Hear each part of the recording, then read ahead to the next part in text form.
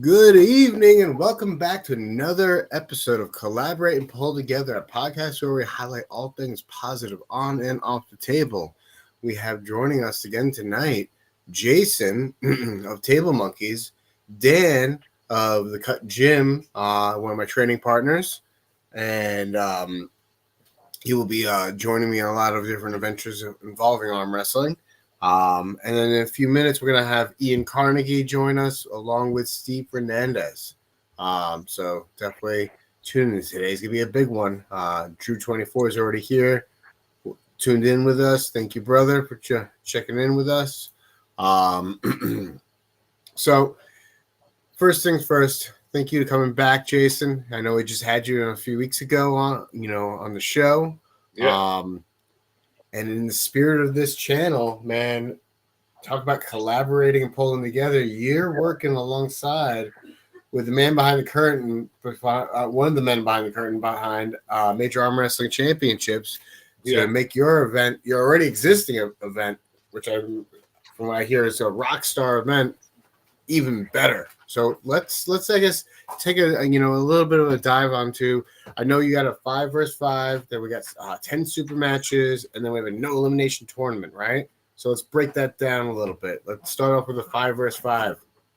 Well, the 5 versus 5 is where the whole kind of day started. That was the reason for having the event and everything in the first place. And then original plan was just to have that plus do the tournament afterward, and just to use Mac tables and Mac rules, and I just had proposed involving Mac on that level in the beginning, and then the Auden and Artem match started to unfold, and once we secured that and got a hold of that as being hosting that, then the event really started to grow and take on a whole nother life. So now that match obviously led to it needing to be a pay-per-view event, which then forced the need for some more super matches. So since we already have the team event, it was a matter of because Mac's premise is kind of being able to have a lot of super matches in a quick amount of time because of the short, yeah, right. They hit the fast forward button on that shit real quick. So. Sorry.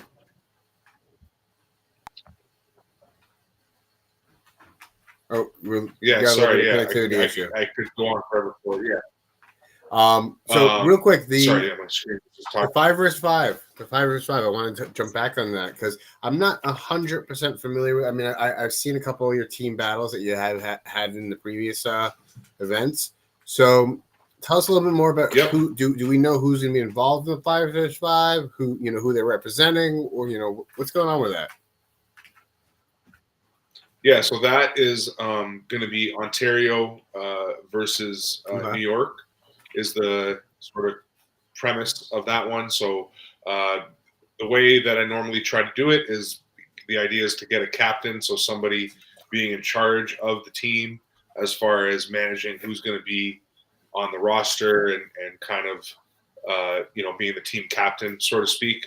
And they don't necessarily have to be one of the pullers. They just somebody to manage the people in that area, in that region, so to speak. So Tyler Bolzan is doing that up in Ontario, and originally it was supposed to be Brandon Elsessor, but he's still on the team, but he's left-hand specialist. And then JJ from Mac helped basically pull the New York team together. But it's the same format basically as the original Tough, which was 11 versus 11. It's just condensed. So you've got 3 men's weight classes, and both arms gives you 6 overall, classes to choose from, and or divisions, so to speak, right? So so then the way the original game works is it's 4 it's 8 matches per round. So, and then there's 8 rounds in the 11 versus 11. In this 5 versus 5, which I'll just talk about that from now on. The 5 versus 5 is like a condensed version, so it's 4 rounds with 8 matches per round. So you get in the beginning of the round, you see what those matches are. So of the 6 divisions, so it's lightweight, middleweight, and heavyweight basically for the men, which that's 175, 215, and then you you get 8 of those picked in the beginning of that round. Lightweight right hand, heavyweight left hand, heavyweight right hand, middleweight left hand, so on and so forth, right? So one of the things that changes, you get what I'm saying, right? So that's how the game works, and yeah. That. So it creates keep everybody on their toes, as to what's going to happen. What's that? It keeps everybody on their toes with what's going to happen, type of deal. I like that. Yeah, it creates strategy. You don't know what the matches are going to be exactly, but you have a good idea of what the possibilities are. It's a nice shirt you got there, Ian. Ian's repping Easy Rollers right there. Anyway, yeah. So this is the 5 versus 5 is the same as our original Tough game, just a condensed version with the scoreboard and the same premise of the 2 minutes in between rounds. The teams get to pick their puller. They get to see, okay, there's these 8 matches, and they get to decide who they're going to pick to pull those matches. And then people can pull up a class. Obviously, you can't pull down a class. So a heavyweight can't choose to pull in a middleweight matchup, but a middleweight can choose to pull in a heavyweight match. If for some reason that makes sense, which a lot of the times with arm wrestling styles make matches, depending on how fatigue is going and stuff, there's a lot of instances where that might make sense, So in the original game, which Ian was a participant of one of the teams in the original game, that definitely happened where people pulled up or different people matched up because stylistically it made sense, So. Yeah, no, it sounds exciting, right? Definitely, the next event that I'm a part of with Table Monkeys, I want to be a part of that team event. That sounds like a lot of fun. I would love that opportunity. Because there's some, Dan knows, there's some super heavies that I arm wrestle with, and I can actually do fairly well with stylistically, as long as I go to my lane. So, if I try to fight them in their lane, I know I'm a fish out of water. But if I'm in mine, I don't do so horribly, even though there's a weight discrepancy. So I love it. I love the strategy. I love the the game of attrition a little bit right there, right? And that's the kind of stuff that the non-arm wrestlers like, or that appeals to people that have never seen arm wrestling before. One of the main things is that David and Goliath, when they see a smaller guy beat a bigger guy, and they go, "Oh, why did that happen?" And then also the triangle effect, where Ian beats me, and then I beat, let's say Pork Chop, and then Pork Chop beats Ian. Like, how does that triangle work like that? You know what I mean? Yeah. And when people see that, that's what exposes the technical side and the martial arts side of arm wrestling. And that's kind of part of the point of how the game is designed, is by allowing that strategy. It gives a reason for that to happen, and then the audience has a reason to understand it. I will concede that that you could beat my left now. I'll concede that. Well, yeah, okay. I guess, yeah, we were talking left hand there, obviously, because that wouldn't have been a right-handed triangle, but. That's good. That's good. I like that. Yeah, I appreciate that. All right, so we're going to circle back to you in a moment, Ian, but because this was the original part of the event.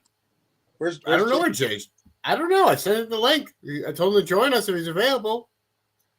But we'll circle back in a moment, because I want to go back to, there's a no elimination tournament occurring on that same day that we I'm definitely planning on entering after the super matches, because it's right after the super matches that's going to be, because I'm eager to actually implement that format at my annual event because it just excites me. The overall idea Okay. There's we got Steve Fernandez right there. Sorry about that, man. The overall idea excites the hell out of me because it's like, whoa, a whole day of arm wrestling. I'm not gonna get eliminated. I get to, really see how my stamina game has elevated my own technique and my ability at the sport. So I'm super excited about that. Now let's circle back to you, Ian. Talk to us. We have a couple of super matches lined up, making this a MAC event, a pay-per-view event nonetheless. Who do we got coming out? We got a lot of guys, these rock stars coming out. Who do we got? We got a lot of guys, but first I want to recognize Mr. Fernandez, who's joined the show. Hey, Steve. Hi guys, how's everything going? Hey Ian, how's everything going, man? Steve. Good.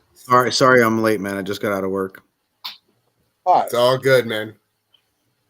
Yeah. So honestly, like, let's be real. Like, this wasn't meant to be a MAC 3 event. We just did MAC 2. We kind of wanted to take an exhale, but we've been wanting to work with Jason. Well, at least I have, and then I think the rest of the MAC team followed suit because they understood.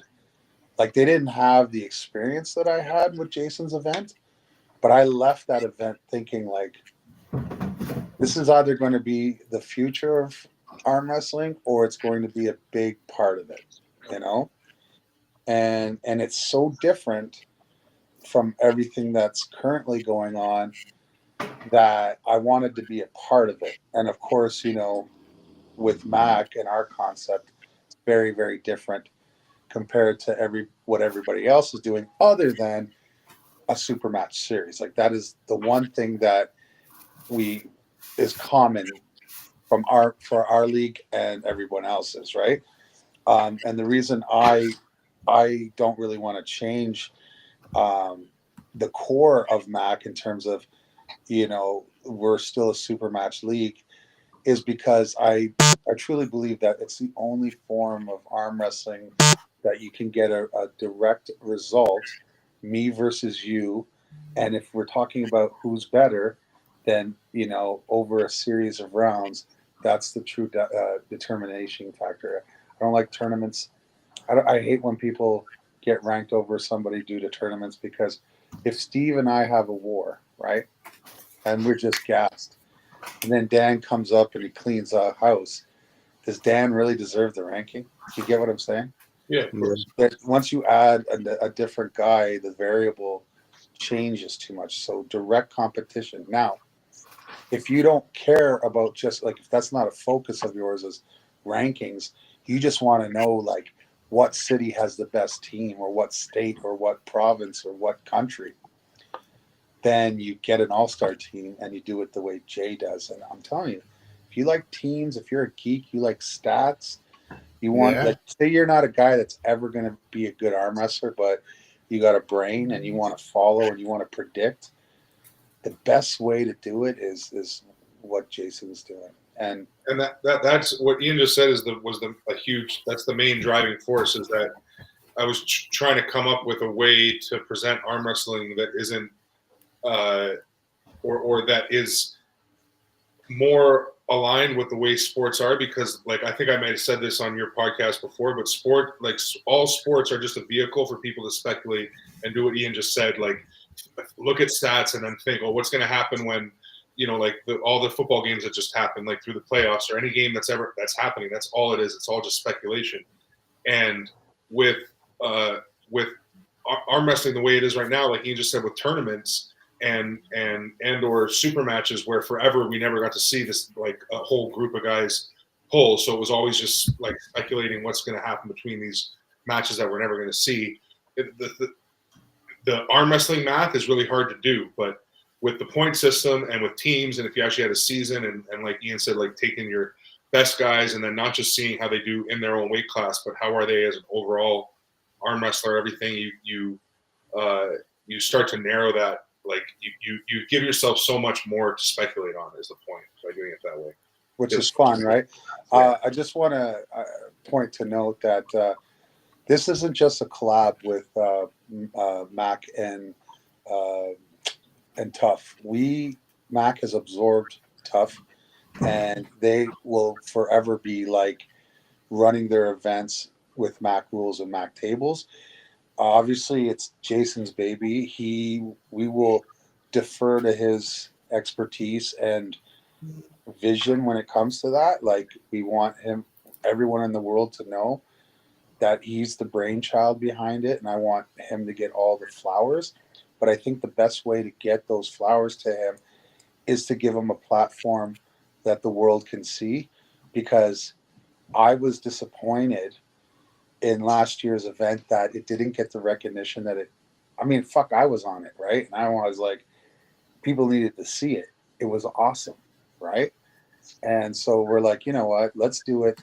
It was kind of similar to Mac last year, right, Jason? Because you had designed your own table as well, and you went with the 10x8 pads, correct? Yeah, it was. I mean, like, that was one of the main reasons why we approached you about doing it for the no elimination, and we had talked, numerous times before about doing some sort of collab between Tough and Mac, because the table aligns so well with the concept of the game. Because one of the things in the game too is that the matches happen 30 seconds between, like there happen one right after another, and since it's a different match, like a different person pulling, there's no, like, you don't have to wait for someone to rest. So that keeps the pace going more like a tournament. But now, because it's a game structure, you can actually follow it and the points make sense and you know who you're cheering for and everything. Because to like follow a tournament and stream a tournament doesn't make any sense, and to watch it as a spectator is impossible to follow. But by compartmentalizing it into a game like this, it makes it really easy to follow. And like I said, speculate on what's going to happen. So anyway, because of that pace, going from left to right hand, not having to switch the pad, having it just be this centered, pad, made it really, really awesome. And then the other part of the concept was that because of the point system, the fouls are supposed to be like, I wanted a purpose for fouls, because there's there's a big difference between, like, I understand if you use fouls to win, in the sense that, like, you think of it as a way to get an extra pull, like if I'll foul to get a restart, or I'll false start to hit you once before the actual go, all that stuff, which I understand, and I agree with that part of arm wrestling. That should be a part of arm wrestling, but nothing's ever taken into account when someone wins a match. Like if someone wins a super match, even 3-2 right now, but those 3 rounds they won with 2 fouls in a 3-foul system, and one of or 2 of the rounds they lost on fouls, because they were just doing everything and anything and whatever they had to do to win, and they end up, that's a different win than someone controlling someone. Convincingly winning, in a like match. Devin will hold someone and make them quit. Like, that's a much different win, So I was trying to, the point system is trying to figure out a way to exemplify that and also make it understandable to the audience, right? So extra point. Let me go back to the original question, though, guys, because I kind of hijacked the question. So the original question was about the Studley super matches, and I kind of went off on a tangent there, because initially this event, like I said, was just a collab, but because Auden threw his hat in the ring, well, let's be real, Auden is hot right now. He is a hot topic. Artem and the Artem match is a hot topic, because let's be real, Artem's a real arm wrestler and a dangerous guy. And Artem's had some matches where people were like, well, that's just like a social media thing or whatever. Not to say he didn't go after some big guys and some, you know what I mean? Like, but he's a real deal. Artem is definitely, kudos and hats off to him. And I'll tell you something, I just practiced with him, and there's no exaggerating with him. Like, he literally trains 9 hours a day. Like, it's stupid. And his recovery. So, like, let me put it to you this way. Right, you're talking about Auden now, not Artem, right? Auden. Yeah. So I went and practiced with Auden and Dev and stuff, and Brad Grundy and a bunch of guys. Anyways, was pulling with him and everything, and then I pulled with Dev. He pulled with Dev. By the time we left practice and we ate, we just went to sushi, and then there's another practice. We had to go to the club for a practice. Auden pulled all night. Yeah. I got to the club, and the girls could beat me. I couldn't recover. Like there was nothing, and this guy was going life or death with everybody. The age, man, that when they're like that youth, the ability to train like that, it's fucking. They're springy. They're springy. When someone like him is dedicating that much time to one thing and one thing only, like it makes it. Yeah, maybe, but facts. there's clearly a gifted genetic component there. Like right. I was in awe. Like and his father. I mean, I'm gonna just say it right now. I was more competitive with Devin, okay, the very first time I met him than I am now with him. So me not arm wrestling, okay, going to the table with Devin for the very first time in 2005, it was more competitive than I currently am with Devin right now. Yeah. I would say in full confidence that he's probably twice and a half times stronger than me. With full confidence. Yeah, it's crazy. Like it's unbelievable. I can't even move him from center. This has never been the case. He's been ahead of me quite a bit. But I mean, there was years where I would go to practice. To your own point, though, Ian. Hang on, though. I got to stop you right there. To your own point, you've actually said that you haven't been consistently training, whereas Devin, he has been consistently training, right? So, hey, but Ian, you versus you in 2005 when you never pulled, like you would crush that you, right? Well, that's exactly. That's it. You know how to arm wrestle and everything, regardless. But that's what I'm trying to say. Like my 2005 version of me was pulling, who wasn't even an arm wrestler. I wasn't. I just showed up and won the Army competition, and I practiced with Devin after. He was already North American ranked, okay, so he wasn't a bum. But me right now, not trained, if I'm fresh, I go to a practice, everyone's gonna feel me, no matter who you are. Yeah. You know, they're gonna know they're in a grinder, like no matter who you are, except for this guy. You know, this guy. That's not a fair litmus test, though. That's not. He's not human anymore. He's left humanity behind. No. That's with all the stem cells that's in that man, with all the experimental shit that he does. My point is, I wish this match was him versus Levon, not him and Gennady. Okay. It's going to be a complete wash. It's going to if there are matches at all, it's just because he's choosing to make it a match. Okay. Yeah. I'm telling you. Yeah. I've never seen this. Like what he's doing right now with pork chop. Pork chop cannot beat him with two arms. Put that into perspective. Put that into perspective right now. Like pork chop's biceps are like the size of my head right now, and on both arms. And he's the strong. Pork chop is the strongest he's ever been. He's like on a 4 super match win streak and taking 2 super matches every time he goes out to where most pros are like, no, I'll just focus on the one arm. He's like, yeah, give me 2. I don't care. Good luck, Jason. Yeah. But listen, I've been trying to, just got a message from Robert Baxter. I hope it's good. Oh, anyway, I don't want to get into that. But anyway, the thing is Auden's the cash cow.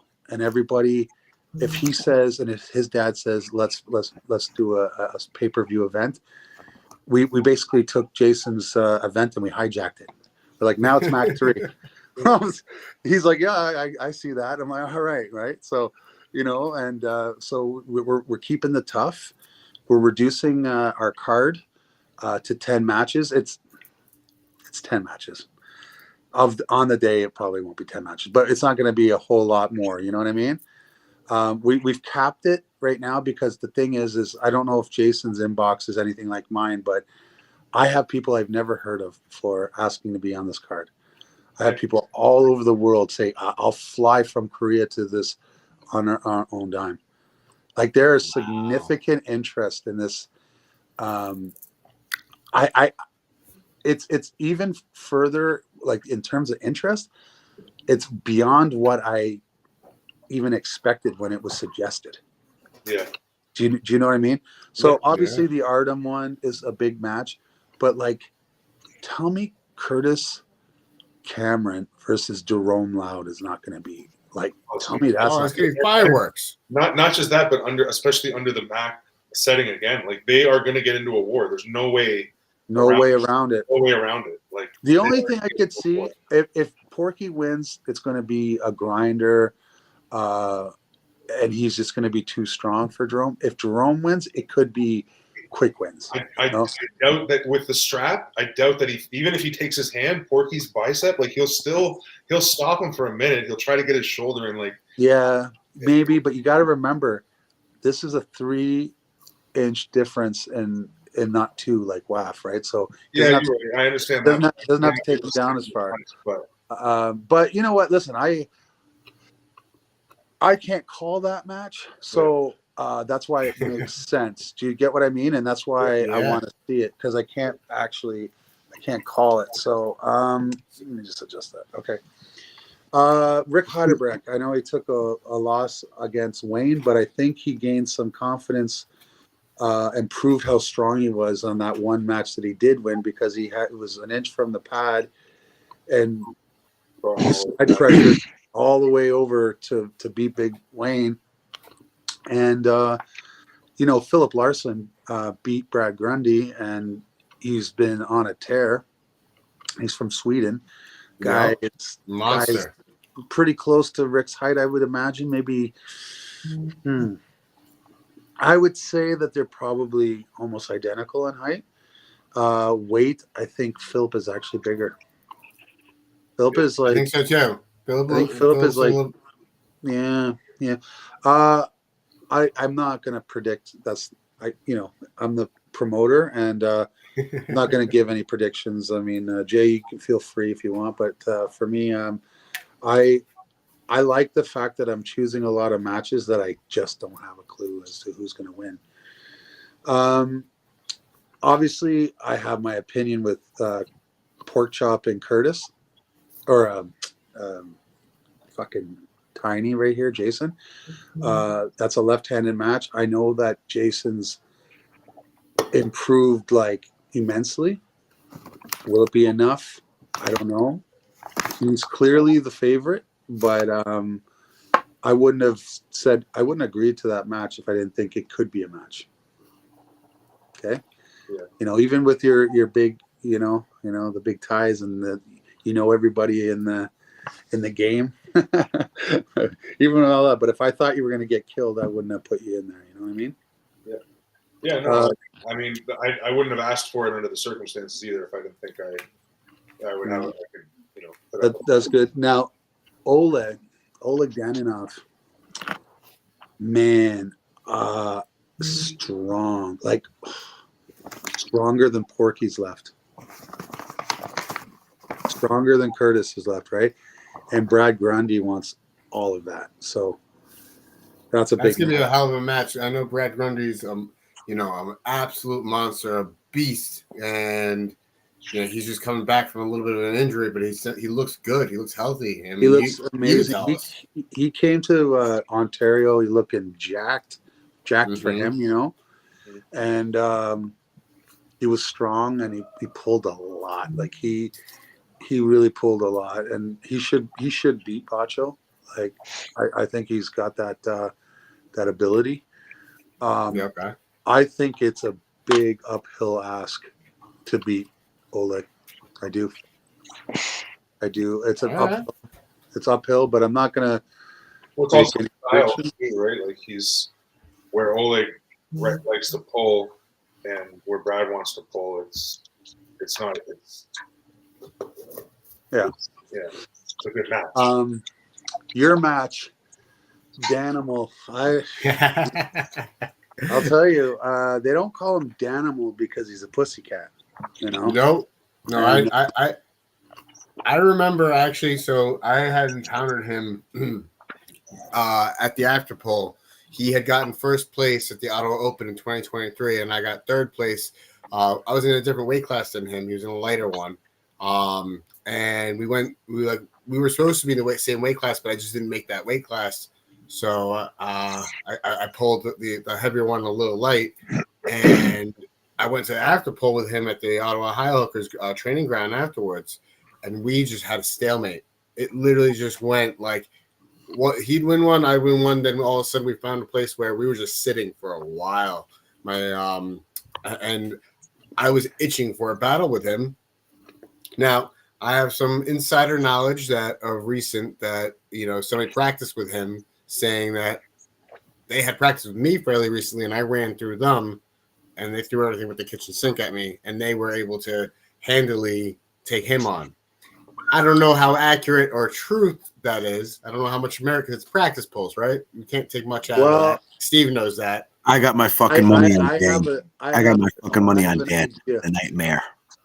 I have an idea who that is, because I'm thinking about who would be able to been able to pull you in recent times and him. So I think I got an idea who that is. But can I just tell you, it is practice. I mean, the Ottawa team are training and practicing so often. You're never getting like a full healthy version of them.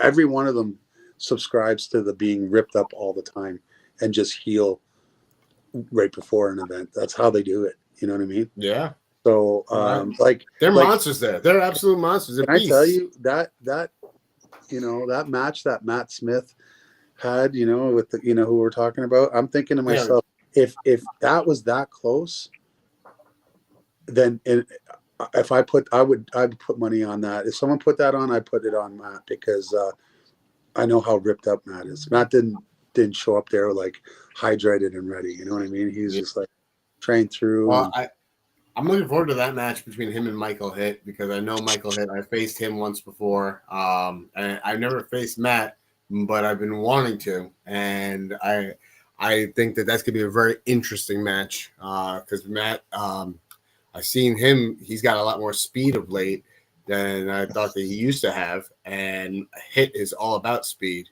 I can't really call that match, but I don't bet against Matt Smith anymore. Like I don't.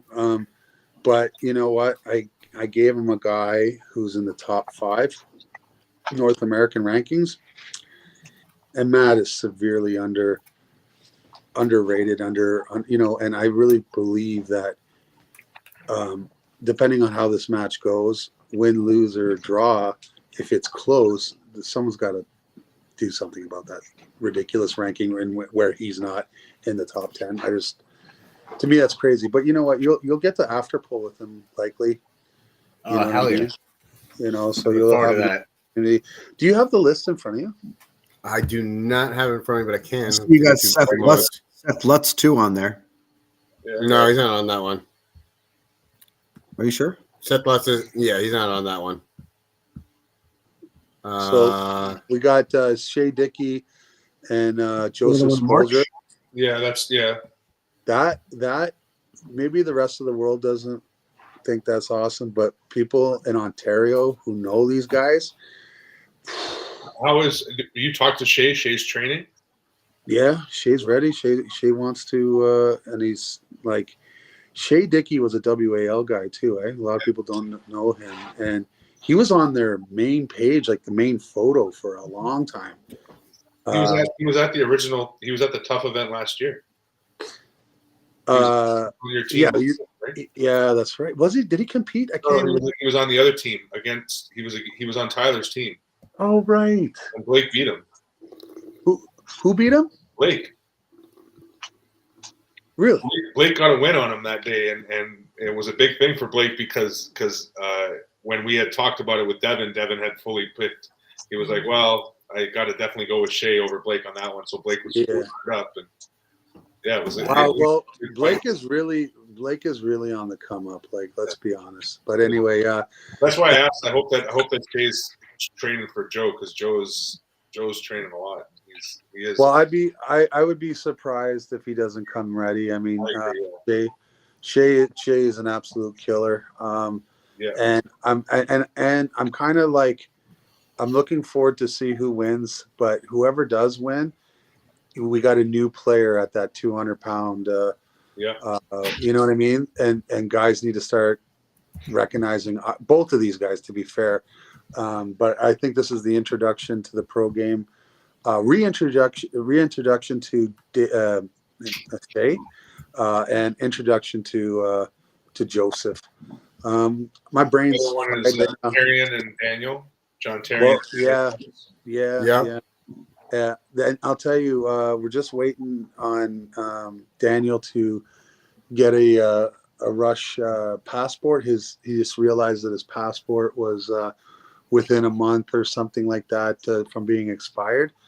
So yeah. So he's putting in a Rush one and everything, which it should be well. I did mine in a day. Like, I was trying to get on the plane to Turkey, and they're like, you're like 6 days to, from being like the limit that they had, like 6 months before your passport can expire.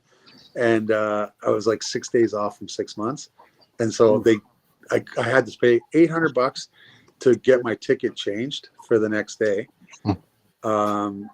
So it made an expensive trip even more expensive. And then I had to pay an extra fucking whatever it was just to get my same day passport. You know what I mean? For the next day. So that was a fucking piss off. I actually sent Andrea to Istanbul by herself, and then came the next day. Yeah, that wasn't fucking good. Anyway, who else? I think that's gonna be a good match. That's gonna be a good match between and then the other one, Doug Allen and Alan Ford. Oh, hold on. We didn't even talk about it, right? So, Daniel. We didn't talk about Tarian and Daniel Price, no. No. Yeah. So Daniel, I don't know much about Daniel, but I've been learning. I've been watching videos. I actually think he has an extremely good chance of beating John. Like, I honestly. Left-handed, obviously, that match. Yeah, left-handed, obviously, there is a serious chance there. And John's really excited to pull. And, I'm a huge Savage fan. And, but again, we don't give layups here. You know what I mean? Nobody gets a layup at Mac. Yeah. So the last one would be Doug Allen and Alan Ford. Yeah. So if Doug Allen shows up, the Doug Allen that I knew and I, for the last 20 years grew up in the sport with him, then Allen could quite possibly be in for a rough day. If he isn't able to capture the Doug Allen of old, not an old Doug Allen, then Alan Ford is fucking killing it right now. He is thick. He looks different. He's so confident too. Oh God, strong. Alan Ford is gonna be this is gonna be the year for him, in my opinion. I gotta say with Doug Allen, Doug Allen, I've seen him compete a few times, and that dude's a monster. It's very unassuming, but he turns it up, and when he sets in and locks it, there's not much anyone can do against him. I watched him actually break someone's arm. Somebody who, he had an existing condition, I think Roger learned. Roger.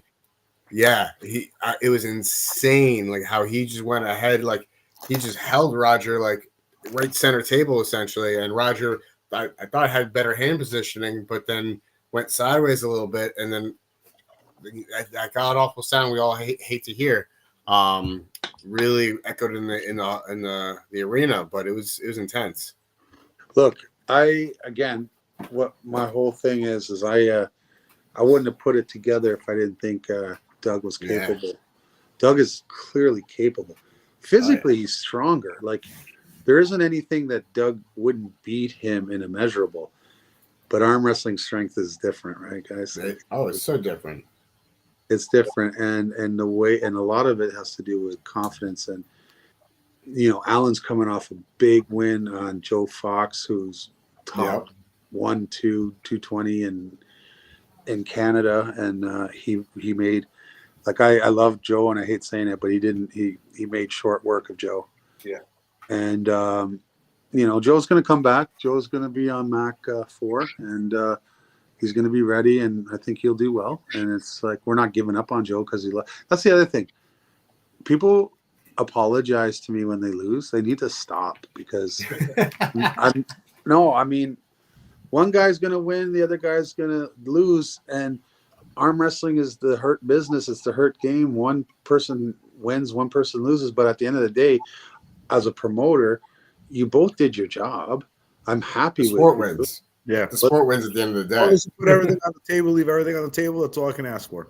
Yep. Well, that's it, right? And I'm like, it's kind of like, I don't want to say I'm embarrassed, but I'm sorry for them that they feel the need to be sorry to me.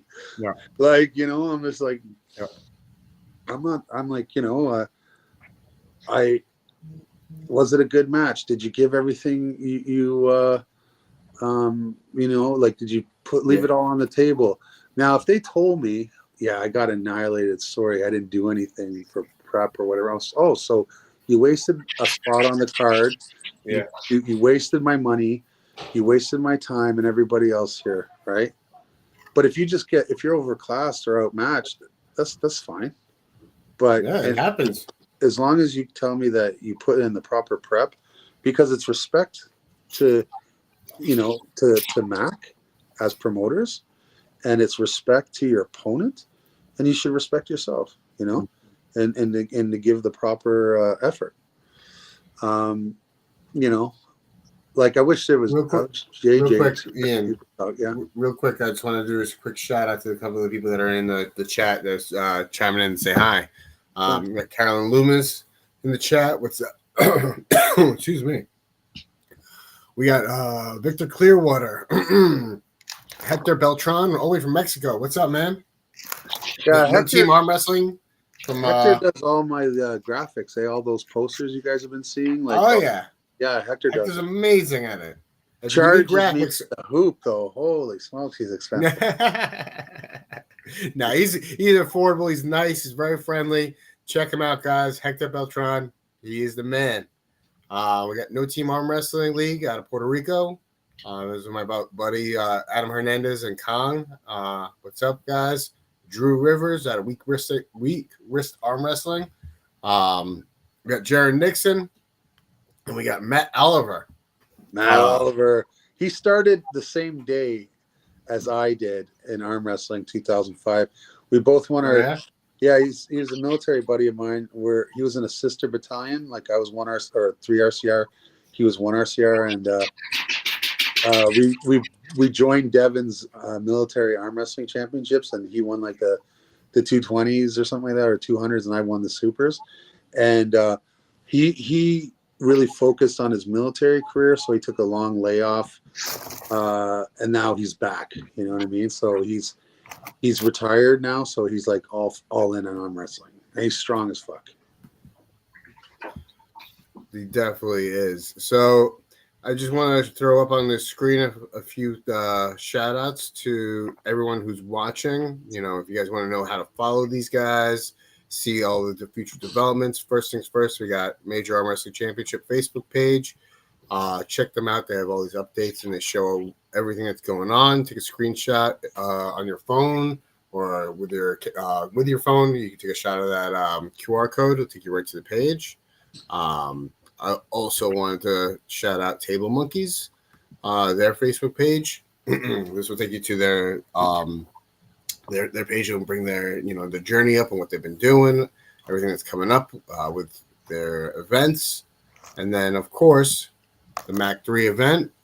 It is a pay-per-view event, so please support the sport. This is how the sport can keep growing. It's how we can keep putting on epic events like this. With your support, we can actually do bigger and better events, right? So please, everybody, purchase a pay-per-view event. Yeah, exactly. Yeah. I mean, I try to do, like, I'll do even ridiculous pay-per-views, like, just to support, $3 ones sometimes. Like, I wasn't able to watch Knuckles Up live, but I used the Paul Passmore one, and I was able to watch it after because I was already in Ottawa doing that. Like that was during the same time as the Brad Grundy up in Ottawa thing, So if you got a guest in the country, that's who you pay attention to. You know what I'm saying? Not, Yeah, of course. But the good thing about when you buy on Prem Stream, obviously, is you say you want to watch Knuckles Up or Mac, right?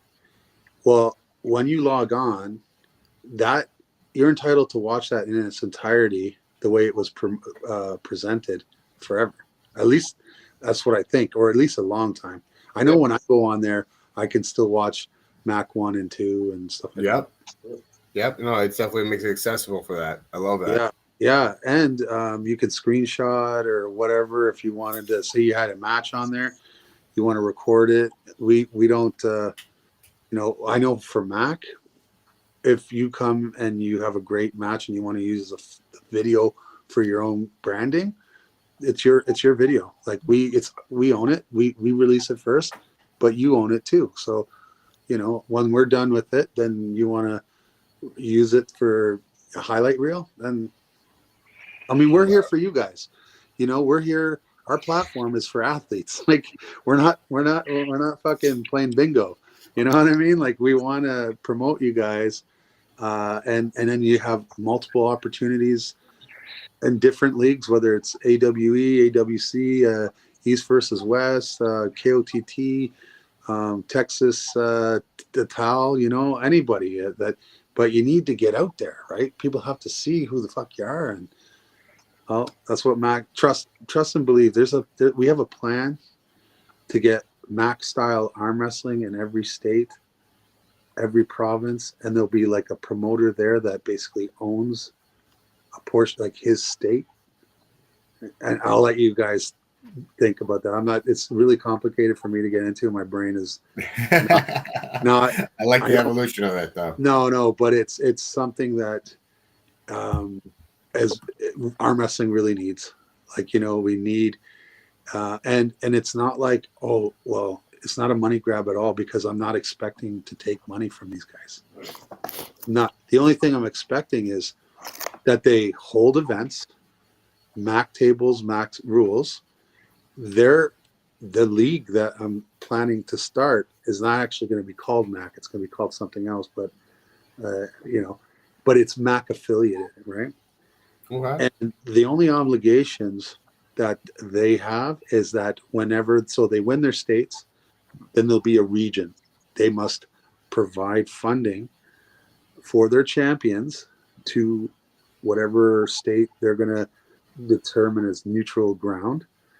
And then they state champions will face each other to become regional champions. And then it just gets even smaller than that. Then all those guys go to either like a nationals, and then you get what I'm saying? And then progression. Yeah. What's that, sorry? A pathway to progression. That's exactly what the sport needs. And then they graduate to actual MAC, and they'll be ready for MAC because the league that they're coming from is all MAC rules, MAC. You get what I'm saying? Yep. And ironically, like I said, we're not going to dip into the pockets of any of these promoters, but now we'll have a lot of guys that can come to a big MAC event, and we don't actually have to pay for their flights. You know what I mean? Because their home guy is obligated to get them there. Yeah. Because think about it. It's not like, say, Mississippi has 8 champions, right? Well, as they filter through, they might get one guy that's going to be going to a MAC event, right? Because the cream rises to the top. So it's not going to be like, again, we're not trying to hurt these guys financially, but they flight, they get taken care of, and they will be representing their state, their region, their U.S., their country, whatever. And then they'll be pros at like a legit pro at MAC level. I like that. I like that a lot, because that just gives some people to fight towards and work towards, and it gives a very realistic expectation of what they can gain out of participating in a MAC level event in their neighborhood. Well, think about it. Think about like say you're in a backwoods province or state, and you're like, why should I ever try super hard? There's nothing around, or nobody, no real competition and stuff like that. But imagine he takes the other approach, and he's like, you know what? I'll cellar dwell. I'll train. I'll watch every arm wrestling video on how to technique, and I'll travel to wherever to compete. And then his story from being in his basement, and he starts winning. Could you imagine if he made it all the way to the top? Like, That'd be awesome. What kind of story would that be? That'd be a hell of a story, and that's a story that needs to be highlighted. I love it. I love the idea of it. It's I think it's it's got this progression needs to start somewhere, right? And it also could feed into the tough thing too, right? Because you could so say the U.S. Nationals, Canadian Nationals, for this other league that I have the name, but I'm just not prepared to release it right now. Let's just say they, filter off their, 10 best guys and whatever, how many female categories are going to be, right? So now you have an all-star U.S. team and an all-star Canadian team, and then you could run it right through the tough event. Yeah. Do you get what I mean? The way Jason has it. Yeah. And then from that point, Mac, we could just do a recce on these guys, or reconnaissance on who do we think is ready to be at the level of, and this is down the road, guys. Like I'm thinking like big time when Mac is like East versus West level. You get what I mean? We got to start somewhere. And we got to start planning. I mean, if you don't, what's that saying that if you fail to plan, you plan to fail? Yeah, exactly. And have it all tie in together, man. And the saying is have a plan or plan to fail. Okay. So, and when you got a guy like Matthias, who's obsessive compulsive with work, he's a workaholic. You got Jason. He goes to work all day, and then he comes home and he's working all night for arm wrestling. When you got people that are dedicated like that, you got a good team. You know what I mean? And I believe that, in JJ, like, is there a nicer guy in the world than JJ? JJ's a great guy. I don't know, man. JJ's the man. He really is. Yeah. He really is. He's one of the nicest guys, and he makes his value to me personally, other than like him, taking the brunt of financial decisions because he's, in a better position than I am that way. He takes a lot of my doubts and my stresses that I put on myself, and he fucking makes them go away. Like, he's like, dude, you're killing it. Don't worry about it. He's like, honestly, you get what I mean? Yeah, absolutely. So I wanted to share with you guys something that, in light of collaboration and pathway of progression, I had this awesome. So I have a client of mine that I was working with, and she's in charge of peer guidance for high school students to lead other younger students. And I was talking to her about what I do with arm wrestling and how I try to bring different entities of arm wrestling, whether it be a promoter or somebody who has a gym, in different capacities, and try to put them in the same room and, brainstorm ideas together. And she goes, well, hang on. So you do exactly what I do, but you do it in a pretty much bigger platform. And I was like, to a degree, yeah, I guess you could say that. And so she invited me to come out to her students are having next in March after the MAC 3 a career day. And so I'm inviting actually two of the people on the screen to join me at the career day to show the different sides of the sport of arm wrestling. Steve Fernandez is going to be talking about promoting and being a promoter and how it's a business and how you can be an entrepreneur as well as, an athlete. on that side of it. And then on the other side of that, Dan's going to be sharing about the gym and what he's been doing with the gym and where, how he has grown the sport single-handedly with having arm wrestling specific equipment that's accessible to the general public, not just having it in someone's basement type of deal. Yeah, that's a really awesome. Like, I hope one day that all major gyms have like a section like that, like dedicated arm wrestling. You know what I mean? That would be fucking. Yeah. You might have been a trendsetter, Dan. Let's hope. Hey, Dan, why don't you shut up over there, man? You're talking too much. Hey, listen, it's your guys' show right now, so I'm just enjoying it. But just putting it out. In sharing about that. Go ahead, share about the gym, man. Do it. Well, the gym, it's we have custom tables, and let's see, we got Dan and our crew, but open to everybody. Don't be shy, and we're not going to do a pay as we go. I'm rethinking it. It's going to be built by the arm wrestlers for the arm wrestlers. So when everybody gonna come, and if they want to donate $5, $10, whatever they can, no expectations at all. And we're just going to build it that way. So from the for the athletes, by the athlete, and we have different pulleys, different tables, different classes we're going to do. My buddy trainer Anthony, he's going to put on some classes for people for different exercises for forearms and shoulders and different stuff that's included.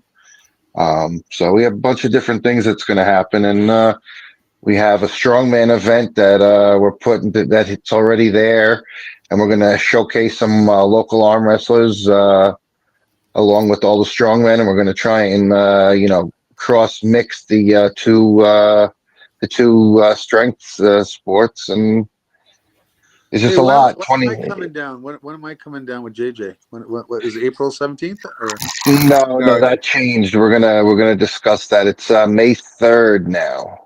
Yeah, May 3rd. Okay. So, yeah, just because April 20th is Easter, so we didn't want to interfere with that. So May 3rd. Okay. I'm gonna have to cut out, guys. All right. Thank you so much for joining us, Jason. No worries. It was good to be on again. Thank you, guys. All right, take it easy. Have a good night, guys. Talk to you later, Jay. Yeah, see you soon, bud. Take care. Take care. Ciao. But yeah, so May 3rd is when that's going to be going down. We're going to have. Is that a Saturday though? Yes. Yeah, it's still going to be a Saturday. Okay. Still going to be a Saturday.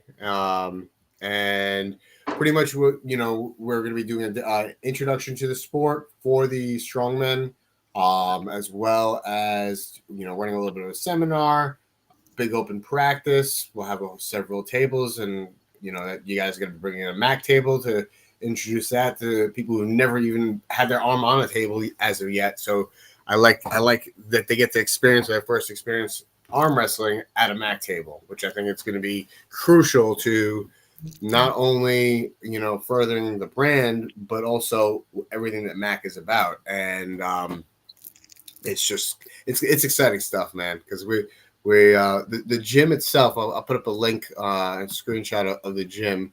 It's called Clean Cut Fitness. It's located inside of a giant athletic facility. It's like 15,000 square feet. Place is massive. I love it. And we have an arm wrestling specific dedicated space within it. Did you manage to grab a bunch of guys that are willing to be Mac referees? So we actually have one of which coming up with us to the Mac 3 event. He's going to be coming up there to learn a little bit and get, Dan's going to be actually eager to learn from, straight from the source. And he's watching a couple of videos. Dan, bring a ref shirt, and we're going to throw you in. We're going to just throw you into the fucking the pro no elimination tournament. You can be downside and take your time, and just and if you want to jump in once in a while, like once you think you got the handle of it, you can jump onto the head side once in a while. You know what I mean? All right, cool. I appreciate that. We might as well just get you like baptism by fire. I mean, that's how it was. No, but bro, I never refed. I was never a certified ref. Okay. And I was the first ever ref for Mac because I had to be. You know what I mean? Have you ever done any kind of down reffing before, Dan? Just at the practices and stuff, but if you want, on February, I'll throw you in a couple of times for down reffing and stuff on the amateurs table, just so you can get warmed up a little bit. So then when you're reffing over there, you go. You'll have a little bit. All right, thank you. I appreciate that. Yeah, good, because I get it. You don't want to have anybody, you know what I mean? I know. Yeah. No, but I'm trying to give him advice, which is like, you can't. Some people get stage fright as referees. Some people are worried about fucking up and what people are going to think about them. And yes, you are going to fuck up. And yes, you may, do something or make a call that is not favorable to somebody, and that person loses because of you. And guess what? It's okay, because at the end of the day, none of us were perfect. The pullers are certainly not perfect. And as long as you're not intentional with it, then you're okay with my books. And if you're always trying to be better and improve, then you're okay in my books, But listen, I think the best way to do this shit is to fucking just jump in. Just get thrown in, trial by fire. It always is. It's a sink or swim ship, Yeah, absolutely. It is. Dude, you look like the NWA of fucking arm wrestling right now with all that king of the table stuff. He doesn't like king of the table. What do you mean? He hates king of the table. I'll tell you. I actually I'm jealous because I like that sweater. It's really nice. I'm like, I didn't even know until like they were pretty much everything was gone that they had a fucking swag shop. I don't know how I missed it. Robert Boxer literally got me a VIP seat right there. I mean, I couldn't get any closer. Sweater, shirt, signed shirt. I mean, so much different stuff for an absolutely ridiculous deal. So I can't thank you enough, Rob. Like, he's a fucking blessing, dude. Like, it was like that day I was talking to James. James gave me a call, and he's like, why don't you get in touch with Rob? And I was just like, yeah. And he goes, yeah, I think you probably have something. I was like, all right. And I gave him a call literally. And you know what? Like, such a great guy. Yeah, they're great for the sport. I mean, when I went to, might have said this on another podcast, but when I went to East versus West in Istanbul, Engen was like, you guys just flew here to watch? And I'm like, yeah. And then they're like, Devin Levon. It's not right. Yeah. You know what I mean? Like, I came here to watch Devin Levon, and the rest of the guys, but the card was amazing. That guy, Engen, he gave Andrea and I 2 free tickets, gave us a free jersey, poster, straps, a deck of cards. Wow. Like, he just fucking, because I think he understands the value of, like, I get it. I've been in the sport for 20 years. I'm a promoter now, but he was being a human being, and he, there's 2 people that literally flew halfway around the world just to sit in his promotion. And you know what? I gave him a Mac polo. And from my understanding, he doesn't generally wear a lot of other arm wrestling promotions apparel on his podcast. He wore the Mac shirt. Nice. Yeah, no, he doesn't. He's not very liberal about that. He's pretty selective. I change it up, but I mainly I always have my Mac hat here. I mainly wear my Mac hat. Buddy, I'm floored that it's so still clean. white. How clean it is, right? Everybody still white. Goes, I don't understand how that thing is so white. And you had you know what, Steve? I'm gonna have JJ. I'm getting hats made. I got maybe 20, 30 hats being made, but for Mac, that should be ready at the end of the month. But then I'm gonna have about 50 more hats made, and what I'll do is I'll take some pictures, because you can't come, right? You can't come to Toronto. Toronto, I can't come. No, but I'll be in March. Though you're gonna have something in March, aren't you? March. March Yeah, 29th, Rochester. yes. Yeah, Rochester. Right, yes, Rochester. yes. I'll be there. It's not. it's not going to be pay-per-view, but it's still going to be something. Okay, we're gonna. I'll be there in person. All right. Last pay-per-view, I was in the hospital and I still watched it, so I'll always watch it. Yeah, right. That works. Yeah. So okay, well, we'll have a bunch of hats for you. You can have your pick. Yeah, just bring some gear. I just want to. I love buying all your stuff, man. I love all your stuff. I have a hoodie, I have a shirt, I have so much different stuff, man. So some of the best stuff, man. I love the designs, clean cut. I know you always have a lot of gear when you always have your tournaments. So just bring a lot of different color gear. I'm probably gonna buy one of each. You know what I mean? So we have like 100 shirts coming in. Love the gold and black one. That's a badass one. Okay, I'll make sure. What's your size? I'm not sure. And normally maybe large. It depends on the jersey, though. Sometimes medium. Okay, well we'll set aside a large and a medium, and you just try it on, and we'll make sure you rehook you up. But in terms of sweaters, all our sweaters are sold. I could maybe put in an order for sweaters to come in. Not March 3rd. We've already spent enough on this fucking event. You know what I mean? Like it's already. You're having yours at on March. I thought it was like March 23rd. No. No, there's a March 8th and then there's a March 29th. Oh, 29th. That's what it was. And the reason that's not going to be a pay-per-view, and it almost became, because there's a potential. Hopefully he says it's good to go. We might have a potential. Should I say this? I don't know, because it could ruin it. But let's just say 2 really bad men at the 200 and 20 pound range. 1 Canadian, 1 US. Please don't guess, because you'll probably guess right. And then Alan Ford and Frank Hurst are going to have a super match. Nice. Yeah, and then there's I was just talking to Frank actually at Knuckles Up, and he was telling me that he was going to have a match at Mac, and I was thinking of who he was going to pull, and then he was like, I don't want to say it. I was just like, don't tell me. I was like, I'm sure Ian's going to tell me soon, though. What are you saying? I'm a big mouth? What the fuck? No, I'm sure that you always, you and me, we talk to each other on, so it's a little different. You know I know. And anyways, yeah, it's Alan Ford. And can I tell you, I don't give a shit if anybody likes that match.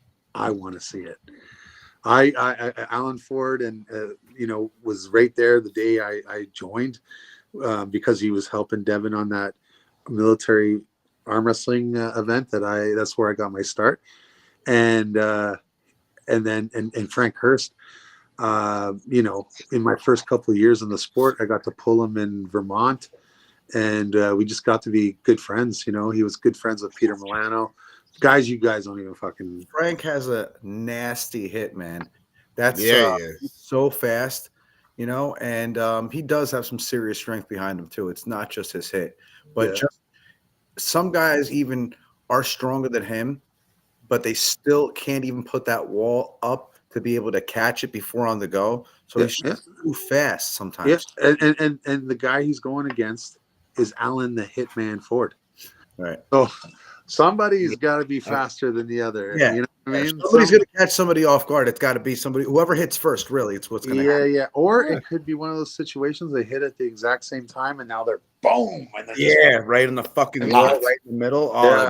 And then it's on. Whoever's got the stronger wrist, whoever's got, it comes down to the little micro adjustments. Yeah. We have a social media female up north.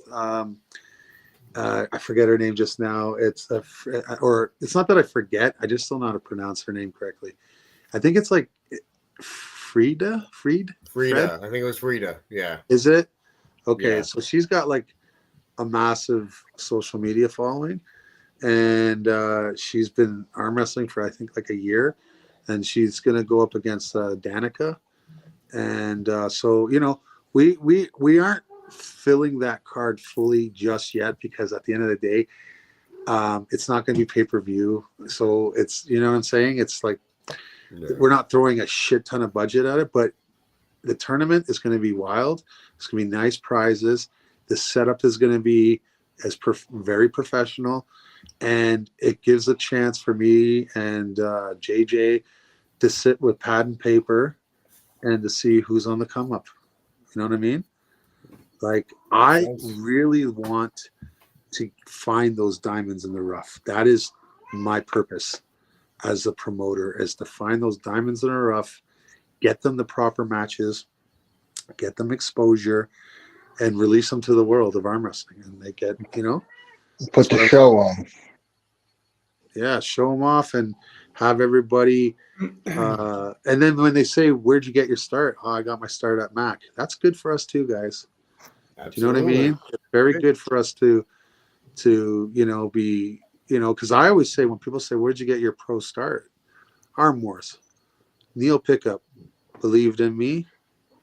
He gave me a few shots, and then it went from there. I went from Arm Wars to winning the MGC overall champ to fucking every promotion under the sun as a pro, become a signed contracted athlete with a WAL, and now I'm comfortable about being a promoter. I still arm wrestle, but not like I like arm wrestling. I'll never stop, and maybe one day I'll say, okay, maybe I'll, when Mac runs itself and they don't really need me anymore, then maybe I'll start arm wrestling again, like, for real.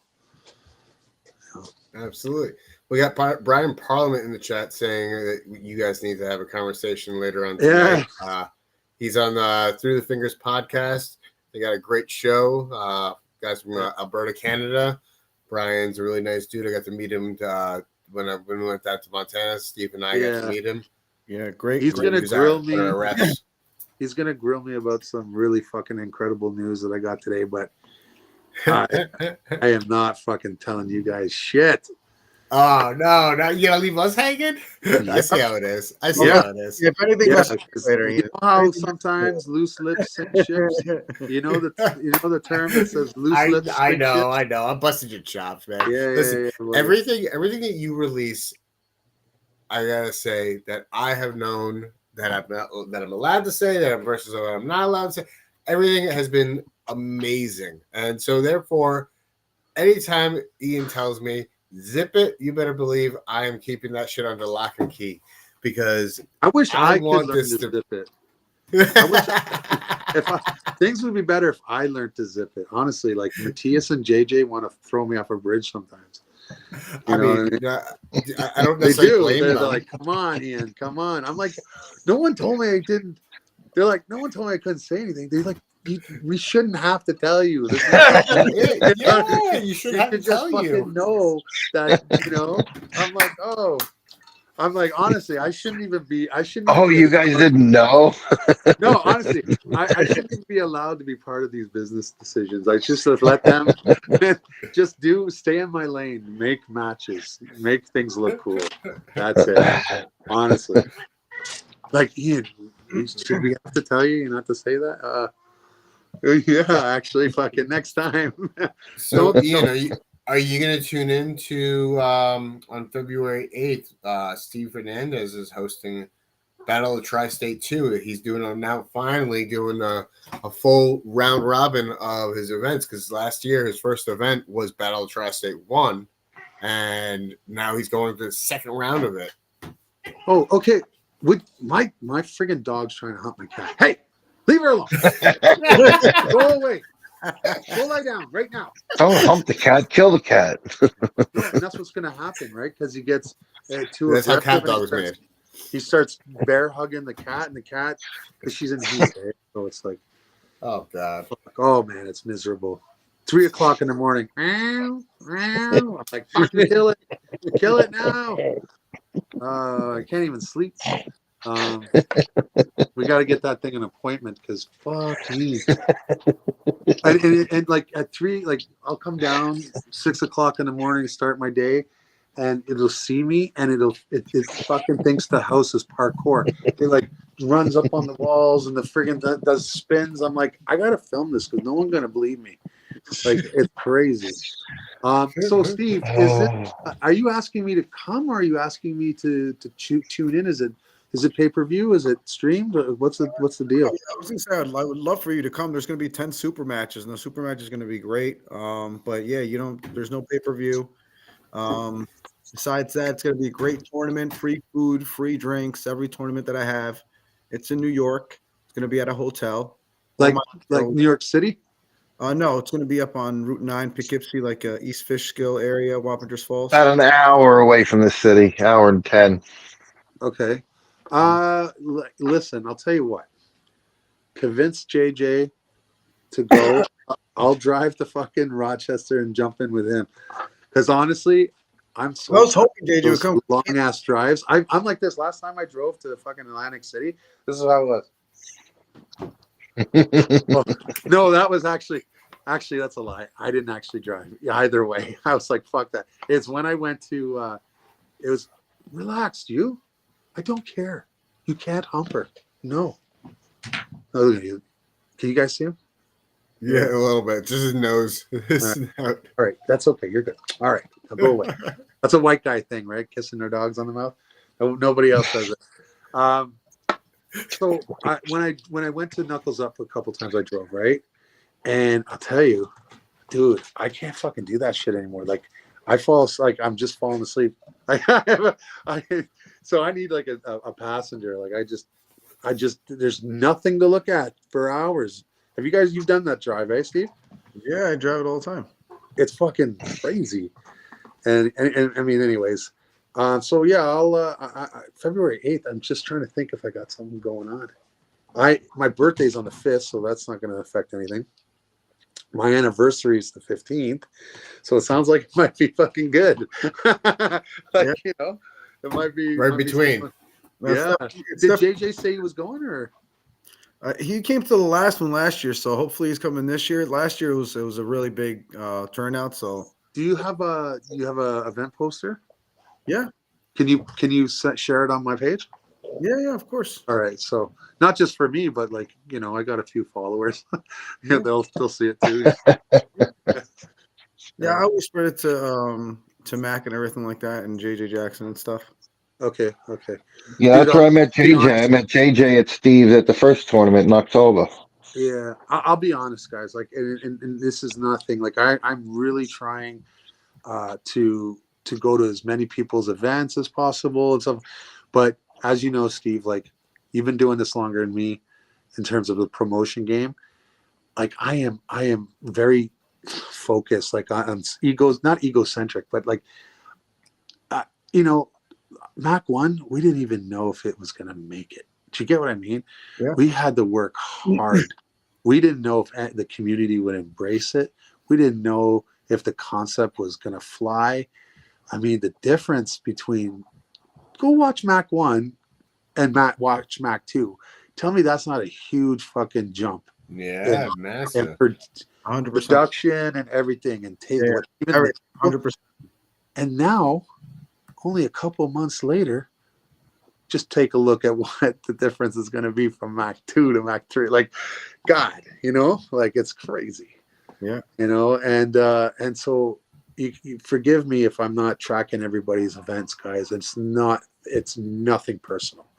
Nothing personal. And I want everyone, all I ever wanted was the sport to be taken seriously. Like the athletes in here deserve to be recognized as athletes. I'm so sick of this term. That's a thing. Just a fucking thing. Like and what we need is every state, every territory, every fucking province to raise their game, promote themselves, get the game going, get the kids going, get the arm wrestling tables in schools. We're a legit sport. And you know, whatever that pans out to be. Well, that's what that effort is for the school fair, man. I'm really excited because like when she presented and gave me an open invitation, she's like, yeah, bring a table, bring 2 tables, got different, you know, members of the sport. And I was like, okay. Arm wrestling is in high schools, I believe, in either high schools or elementaries in Ottawa. And there's like this Carleton University, they're doing something with arm wrestling. They just throw it right in their hallways and then just fucking people just arm wrestle. It's pretty cool, actually. You know, I'll tell you, if we get those kids young and obsessed with the sport, we're gonna create a bunch of savants, arm wrestling savants, that are hell yeah. that are going to be on a talent level that we've never seen. And No and doubt, especially that they have those years of experience in their belt then. Yeah, and they don't have to go through all the heartache of the guys that created the sport before them, all the refining of oh, that broke my arm. Oh, that move made my body blow up. You know what I mean? The road was paved already. That's right. So they just have to learn that in a much quicker way because they don't have to do the trial and error, and then they can expand on that because the guys that got it refined to where it is now, well, it's kind of stagnating a little bit because they were able to bring it up to that level. Now it's on you guys, the youth, to fucking take it from here and go up another level. You know what I mean? And I just hope that guys like Steve, myself, JJ, you guys, and the table monkeys, they work hard. They work hard and they don't get the benefit that they deserve. And that's why we absorb them. Okay. So Mac Tough, when Tough does an event, it is a Mac Tough event. All right. And we're doing that because we want to put it maximum eyes that we can for them. Because last year's Tough event, I was like, dude, I think I should just quit because this is the future. I actually felt that way. I was like, holy fuck, this is awesome. And then nothing. Nobody inquired. Nobody. And I'm like, this is bananas. This is stupid. So Jay and I were like, how do we get eyes on this thing? And I'm like, well, you guys did it Mac rules basically with a modified table, WAF table with a 10x8 pad, right? He's like, yeah. I said, well, why don't you just use Mac tables? And we'll just make it your style, your format with my table and rules. And that's how it started. And then I'm like, you know what? I'm like, now that we're doing this collaboration and shit just got real with Auden and Artem, we got to hijack this event on you. Sorry. And it was because of the date. It was because of the date worked for Auden. Do you get what I'm saying? And it worked for Devin. So it's they're like, that date works for us. And I'm like, well, Jason, it's Mac. It was just going to be Mac Tough. Now it's Mac 3 with Tough. That's the way it is. Them's the breaks. You know what I mean? To tell you the truth, that's even better for him. If I was doing a collaboration with you and all of a sudden, we're not doing just a regular, it's a Mac 3 Tough. That's what was the name that I said that? I don't know, but that name was really good. The one they came up with the other time, it was New York Mac I don't know, New York Mac Wrestling or something like that. Oh fuck! Now that you fucked it up. I was trying to. I'll never remember it now. It was like Tri-State Mac or Mac. Do you have that chat? Do you still have that chat, Dan? Maybe. I gotta look for it. Yeah, I'd like to know what the name is because we will do something. For sure, you and I are gonna do something eventually. A lot of people it's funny because my Mac 2 venue guy, he was like, hey man, are you I love this. Are you ever coming back? I'm like, man, I'd love to. He's like, yeah. He's like, but by the time that happens, you'll outgrown us. He straight up admitted that he's like, yeah, I can't see you coming back because you're gonna outgrow. But I'm like, okay. So maybe for a Mac numbered event, we're outgrowing this venue because of the limitations of its size, right? Yeah. But that doesn't stop us from doing a tournament or some sort of local something, like a collaboration. Some sort of event, you know what I mean? We're going to do a collaboration. I don't know exactly where we would be able to do it on a stage where it'd be a nice big open venue where we could fit enough people.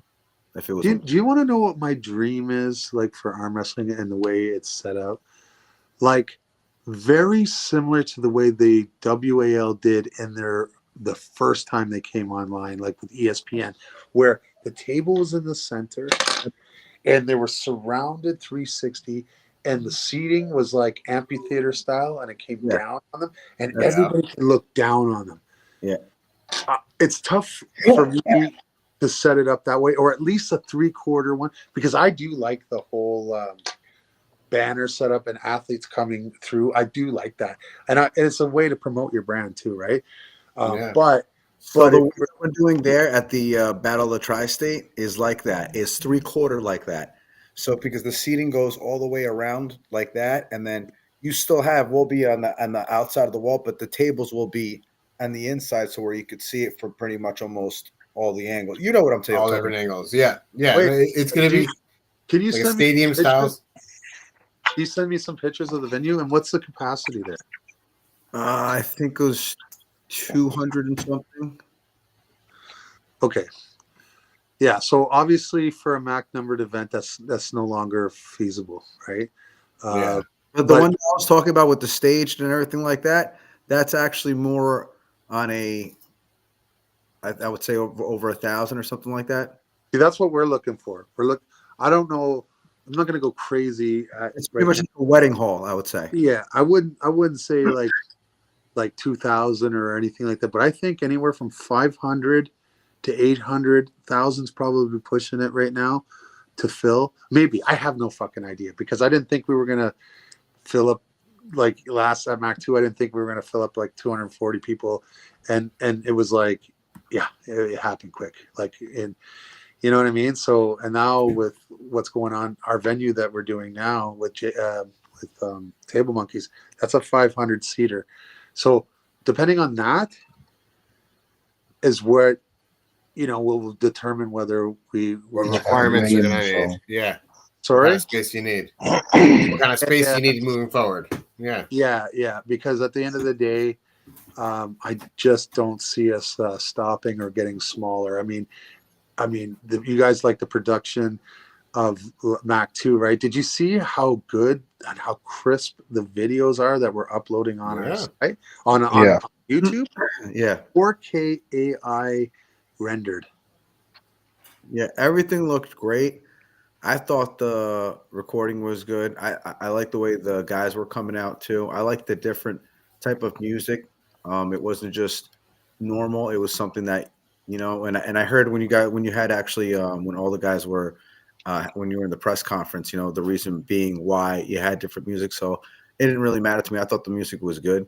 Thank you. The lighting, red lighting, I thought that was even better. The actual clothing I think is one of the most important things, and sometimes people don't take that in consideration. But the actual different colors that everybody had was one of the best things about it, just because you almost get to they either pick the color for you or you picked your own color. So it was just, I like that, Dude, everyone got to pick their own color. Yeah. And so that was cool. I want you to feel comfortable. Imagine you're one of these guys. I'll tell you, I love the color red. I can't wear it because look, every time I put a red t-shirt on, all I can think of is Kool-Aid. Kool-Aid. Yeah. The red shirt that I was gonna make, I was thinking about making him either red, but I was like, you know what? I don't want to have somebody wear a red shirt if they don't want to wear red. So I made them all black. Yeah, red is tough because if you're fat, red is a horrible color for you. Yeah. You know what I mean? And I'm fat, so I like black. But the thing is, that's why I got all black. That's why I got all black. Yeah. So the thing is, though, is we had how many colors? So my son wore purple, but the teal and purple ones I only have, and the reason that. So what I do is I buy a bunch of shirts, and everyone looks at them and they determine whether they're going to buy it and stuff. And then I buy a bunch of samples for me to wear or my son or whatever, and see if there's interest, right? So teal, purple, whatever. And so now for this event, we have 3 colors. We brought back the gold and black because it just sold like gone. I was going to say, so we went with gold, black, and then purple, black, and then we had specific. You got to do blue, gold, and white gold because I have my white gold sweater on, the hoodie on. That's one of my favorite ones that I have. Blue, gold, white gold. What? We have that? Yeah, my hoodie, one of my favorite hoodies. It's all white with gold writing on it. Oh yeah. Okay. You want us to do a white gold shirt with what do you mean blue gold? Do we have a blue gold? No. No, you don't have blue gold yet. Does blue gold suggesting that. Blue gold. You want me to? Okay, can you just message? My brain is fried. Message me the color scheme that you want, okay? But then we have two Mac Tough jerseys. I think you guys might have seen them, where the logo is modified. So the Mac logo has written Tough underneath it, and we removed the hands, so it's just a star, like the Mac MAC Tough. And we got two shirts, and they're like blue, like they're like a blue black and a red black. They're hot as fuck. And actually, we're taking on the Table Monkey brands, and we designed some shirts. And I'll tell you, the Table Monkey shirts that I got designed are my favorite fucking arm wrestling. They're fucking. I can't wait. Dude, they're so fucking fire. They're so fire that I actually think. I haven't talked to Jason about this, but I'm going to go talk to my hat people, see if I can make that Table Monkey logo on the hat, and just have the circle face at the back, and then have major arm wrestling championships on the side. Okay. And these will all be ready for the event. The hats, or the I don't know any of that. Oh, okay. So what is ready, 100%, is about 20 hats for the end of the month for sure. Because I already put in the order. I wasn't quite sure what I wanted to do with the big order, so I just got a bunch of odds and sods. Then the Mac shirts with the Tough logos, that there's 50 of those coming, and then 25 gold and blacks, and 25 purple and black, or so purple body, black sleeves, and then gold body, black sleeves. Those everyone, because Liam wore purple, he was the only one that was wearing purple at the and everyone was like, fucking, where's that, like, I want that one, you know what I mean? And we're like, yeah, sorry, but that's the way it is, right? And so next I'm gonna, like, at Mac 3 I'm gonna wear the Table Monkey one, and I'm gonna see if there's a big interest in that, and we're gonna sell Table Monkey shit. And because I actually think the fucking logo is fire. You know what I like about it? I like it that it's one of those cool logos. You don't know what the fuck it is. If you're not an arm wrestler, it's like you only know if you're in the know. And I kind of like that. You know what I mean? I like your logo. I like your logo. It's clean. It's a clean logo too. You know, I appreciate that. Nice ones. I appreciate that you like my logo, but I like them. I like them both. And I feel like, why the fuck not? If now that I've absorbed Tough, I mean, I can do these things now. Right? So that's fair. Obviously it'll be a profit split. I will front the money to buy the clothing. Why not? Because I already have that infrastructure. You know what I'm saying? Like, I already have the guy to deal with me, and we have the pipeline. So. Why, if I was Jason and I just knew that I was getting 50% of the profits just because it's my idea, that's a pretty fucking good deal. Right? No risk, all the reward. Like, of course. Oh yeah. So. He's lucky that you're letting them fucking just, be able to buy all the product up front. That's what I'm saying. Shit. He doesn't do it, right? He just said, You're like, not even asking for any money. You know what I mean? Yeah. I have to inform him. I'm like, okay, so, we're buying this X amount of shirts, and if all these are sold, then this should be the profits, and you should expect this, and that's it. Yeah. There you go. That works out. Well, so, question for you, Ian. Go ahead. No, you go ahead. Well, I was just gonna say, I've gambled. Guys, I think we all know it was a big gamble to really push the clothing, right? Like, let's be real. Mm-hmm. No arm wrestling clothing line has ever succeeded, ever. Like, I've never gone to an arm wrestling event where, like, I'll see club teams like all wear their clubs. That makes sense. Everybody's unified within the club.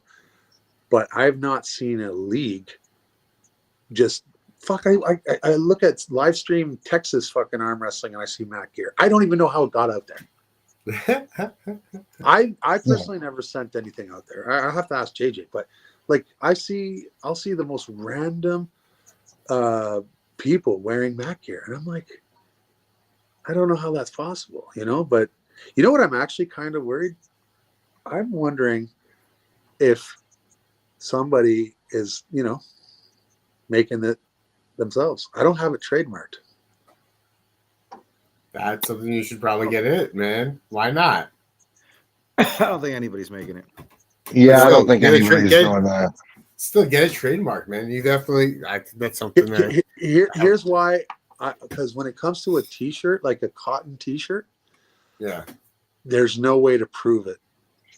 There's no way to prove it. The sub ones, we could probably prove it, but like, you know what I mean? There's when it comes to cotton T-shirts, you just throw the logo on the back. You fucking do the words on the front, and how can you tell? Like if I did it or you did it. You know what I'm saying? No, you're right. But with all the product right now, anyways, with Louis bags and everything else. Well, that's what I just find it funny that we're just an upstart. Like, look, I'm talking big shot guys. We don't have a pot to piss in or a window to throw it out. We're faking it till we make it. Like, honest to God, I don't care who hears it. Guys, I'm working my ass off for you. You know what I'm saying? And if you help me, we can grow together. Do you get what I'm saying? But I'll tell you, out of all the promoters that are trying to fucking get off the ground here, I bet you I'm the poorest one.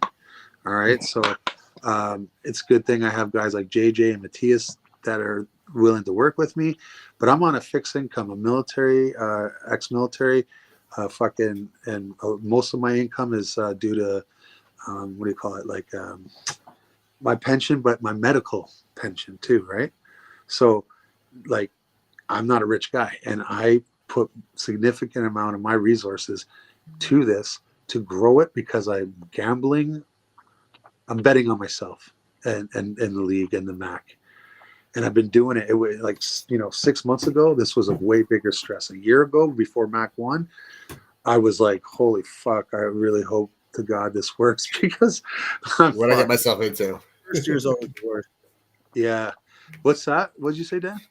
It's one of those scenarios that you're like, what did I get myself into? Oh, yeah. And yeah, dude. And I'm a fucking nervous wreck. Like the day before the event, I'm like fucking breaking out in rashes under my armpits and fucking around my neck because I'm just like so nervous and stuff. I don't envy you guys. I gotta tell you, I do not. I mean, there is a damn good reason. Steve has probably heard this the most out of everyone that I've spoken to. I'm very happy with the one event that I have. I have one event, and I'm very happy with that. I mean, I'll be happy to help with anyone else's event, and I'm eager to do so. But when it comes to my own, I'm only doing one event and one event only. And the fact that I'm turning it into a tournament, that's like people are like, wait, Dan's doing what with that? Like, because it's usually just like a couple matches and a big old open practice.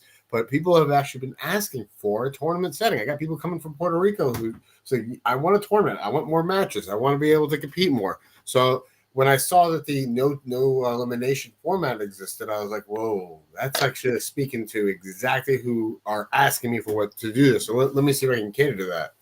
So that's what birthed all this, man. And I'm a new promoter. I did try this 12 years ago, and it was my first event hit a home run. Like I probably hosted one of the best super matches of all time. Don't care what anyone says. Go on YouTube, find it. Devin Larratt versus Tim Bresnan in Toronto, Canada. That was my promotion. I think actually I just watched that. He used to wear glasses. What's that? He used to wear a hat and glasses. Who? Tim Bresnan. Yeah. I don't think he wore a hat while competing, but I think he had glasses. Yeah, like sunglasses. Yeah. Yeah, he had glasses. Yeah. It was a match till 6 or 7 or something like that. 7 matches. Yeah.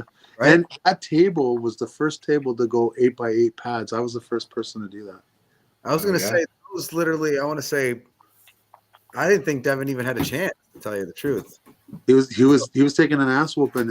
He's a very, very fortunate man that it was a best out of 7 and not a best out of 5. Yeah. Very fortunate. Yeah, 100%. You know, but he was only two weeks later. He got fucking elbow surgery or something like that. Like he was ready. Yeah, he almost shouldn't have taken that match. To be fair, like he was ready for surgery. So strong. But anyway, guys, I gotta go to bed. I was tired before it started, so. Well, thank you so much, Ian. Listen, man, we're all very excited for all things Mac. We're that much more excited for March 8th coming up, and as time gets closer, if there's more developments, more things to promote, please feel free to reach out to me. I'll be happy to get you on the show. Guys, the other gentlemen, Steve, Dan, thank you so much for joining us tonight, and everyone who's watching. Love having each and every one of you watching. If you ever have any questions, feel free to shoot them directly to me, and I'll see if we can cover it on the next show. That being said, this has been a great show. For those who can stay on after I end the live stream. But Ian, have a good night, man. You too. Steve, do you have your own pod? No, I just do it with Dan. Oh, okay. Everybody always asks me, he was like, what podcast you on? I was like, I see you so much. I'm like, I don't even know what his podcast is. And I see you. Like, I can't go through my feed. Like, I go through